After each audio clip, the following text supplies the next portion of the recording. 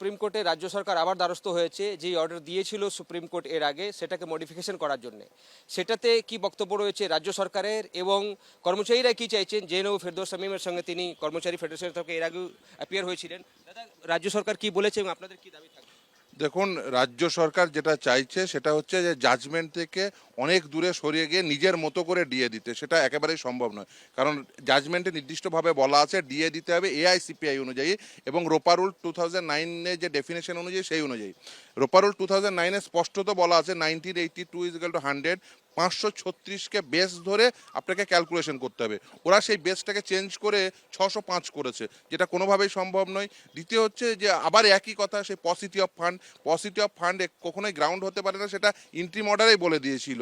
এবং শুধু তাই না, এই যে এআইসিপিআইকে নিউট্রালাইজ করছে, এআইসিপিআইকে নিউট্রালাইজেশনের কথা মূল জাজমেন্টে কোথাও বলা নেই। এবং সর্বোপরি যে এআইসিপিআই অনুযায়ী দিতে বলেছে, কিন্তু রাজ্য সরকার স্ট্যাটাস রিপোর্টে বলেছে 2011 সাল থেকে নাকি তাদের ওয়েস্ট বেঙ্গলের নিজস্ব সিপিআই আছে। আমি মানে সত্যি অবাক হয়ে যাচ্ছি প্রতিদিন তাদের নতুন নতুন কথা শুনে। এবং শুধু তাই না, দেখুন এই যে ডিএ, তার প্রত্যেকটি কর্মচারী পান, যেমন রাজ্য সরকারি কর্মচারী পান, একইভাবে শিক্ষক, শিক্ষাকর্মী, পঞ্চায়েত কর্মী, মিউনিসিপ্যালিটির কর্মী, তারা প্রত্যেকেই পান। এবং স্ট্যাটাস রিপোর্টে তারা উল্লেখ করেছে যে আমরা ডিএ শিক্ষক, শিক্ষাকর্মী, পঞ্চায়েত কর্মী এবং মিউনিসিপ্যালিটি কর্মীদের দিই, কিন্তু এখনো পর্যন্ত তারা কেউ একটি অংশ পায়নি। এবং শুধু তাই না, দেখুন এই টাকাটি গ্রুপ এ, গ্রুপ বি এবং গ্রুপ সি কর্মচারীদের জন্য জিপিএফে ঢুকিয়েছে এবং 24 মান্থ সেটা একেবারে তারা ফ্রিজ করে রেখেছে। 24 মান্থের মধ্যে তারা টাকাটা তুলতে পারবে না।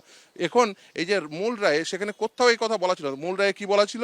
মূল রায়ে বলা ছিল 25% এরিয়া ডিএ ইমিডিয়েট মিটিয়ে দিতে হবে এবং বাকি অংশটি অনারেবল জাস্টিস ইন্দু মালহোত্রা কমিটি তারা ডিসাইড করবেন এবং সেই মোতাবেক সেখানে দিতে হবে। এবং মহামান্য বিচারপতির যে কমিটি, সেই কমিটি যেভাবে ডিসাইড করেছেন সেভাবেও দিচ্ছেন না। এবং শুধু তাই না, যে পরিমাণ টাকা প্রাপ্য সে পরিমাণ টাকাও দিচ্ছেন না, একেবারেই সেখান থেকে অনেকটা কম দেখিয়ে এই কর্মচারীদের ঢোকানো হচ্ছে। গ্রুপ ডে কর্মচারীদের ইন ক্যাশে দিয়েছে, অন্যান্য কর্মচারীদের তাদের এই জিপিএফ অ্যাকাউন্টে দিয়েছে, আর পেনশনারদের তাদের দিয়েছে। এবং যে পরিমাণ ডিএ পাওয়া উচিত তাদের থেকে অনেক কম দেওয়া হয়েছে, কিন্তু এটা শুধুমাত্র রাজ্য সরকারি কর্মচারীদের ক্ষেত্রে।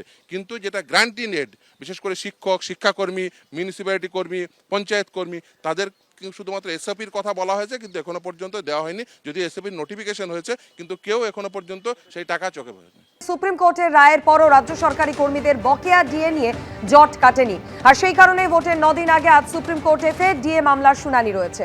এবিপি আনন্দ, এগিয়ে থাকে, এগিয়ে রাখে।